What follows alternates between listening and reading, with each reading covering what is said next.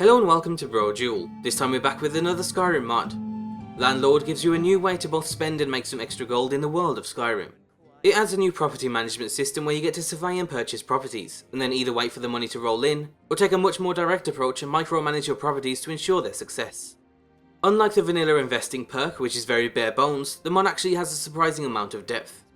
With the mod installed, you can immediately start investing in properties all over Skyrim. As of right now, you can invest in any business property, which includes all shops and taverns. The only other limitation is the amount of coin in your pocket, but apart from that you can start investing whenever you're ready. To invest in a property, you just need to speak to its current owner. How much you pay will depend on a variety of factors, with the obvious ones being the type of property and its location.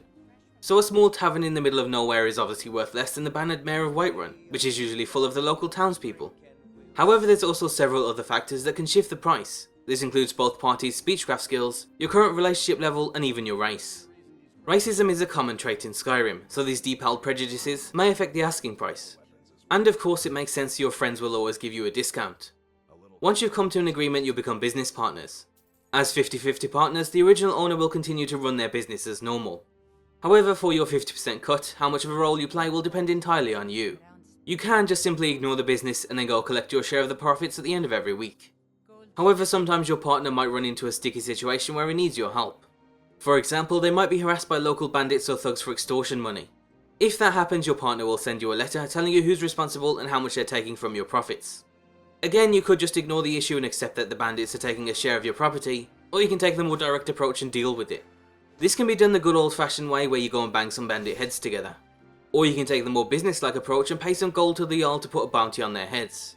The second option will take a few days, but at least you won't have to get your hands dirty. Another option you have is to prevent the issue before it even arises. This involves taking a more direct approach and micromanaging your business. Your role will involve hiring staff members, which as of right now includes mercenaries and standard employees. Mercenaries are an effective countermeasure to threats against your property. You can hire them simply by speaking to your partner, but they'll cost you a small amount of gold every day. It might not be worth it for your cheaper properties, but for the big cities where the risks are higher, the extra security is definitely worth it. Employees, on the other hand, are just simple workers that will adapt to your business. Each one will boost your property's income by a small amount, depending on how skilled they are at their job. Every employee is different. Some are naturally talented, whereas others are quick learners. So you can't just hire employees and then ignore them. You'll actually have to monitor their abilities and then train them or fire them if necessary. Employees will learn and become more competent over time, but you can also speed things up by paying some extra gold to train them, which is more efficient in the long run. You can get a full overview of your employees, expenses and profits by speaking to your business partner at any time. So it's relatively easy to balance the books and boost profits once you get the hang of things. So let's say you're a well-established businessman with a few properties under your belt. Now it's time to set up a bank account at the Markarth Treasury House. After you buy a property, you'll receive an offer to open your very own private chest with the Treasury. This is particularly useful for a few reasons. As long as you store over 5,000 gold in your chest, you'll receive a small amount of interest every 10 days.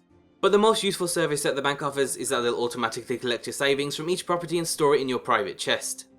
So now you have multiple properties, a bank account and are looking to further boost profits. While your next step is to start negotiations with the East Empire Trading Company. With the company's help you'll be able to set up trade routes between your businesses and people outside of Skyrim, offering further cuts to expenses and boosts to profits. This is the final step to becoming one of the wealthiest businessmen in all of Skyrim. Even Nazim will be a peasant in comparison.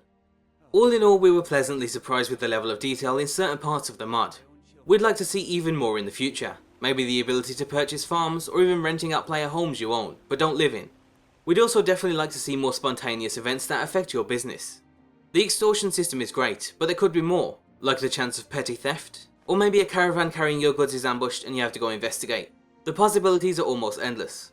But nevertheless, the mod can be a lot of fun if you're into micromanaging, and it's also great for role-playing with the goal of becoming the richest man in all of Skyrim.